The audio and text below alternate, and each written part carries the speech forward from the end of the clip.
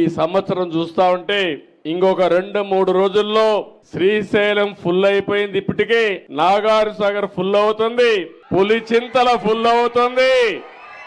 రాయలసీమలో సముద్రం లేకపోయే నీళ్లని రాయలసీమకు పంపిస్తే అన్ని రిజర్వాయర్లు పూర్తయితే రాబోయే 5 సంవత్సరాలు కూడా కరువు అనే మాట లేకుండా ప్రణాళికలు తయారు చేసే బాధ్యత మాదని మీ అందరికీ హామీ ఇస్తున్నా. నీరు అనేది చాలా ముఖ్యం. నీరున్నప్పుడు నీటి విలువ తెలియదు.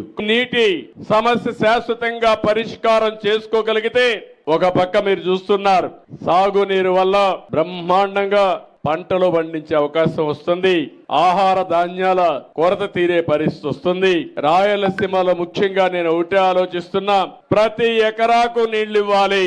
ఆ నీళ్లు ఇవ్వడం కూడా పండ్ల తోటలు ఉద్యాన పంటలు ఎక్కువ పండించాలి.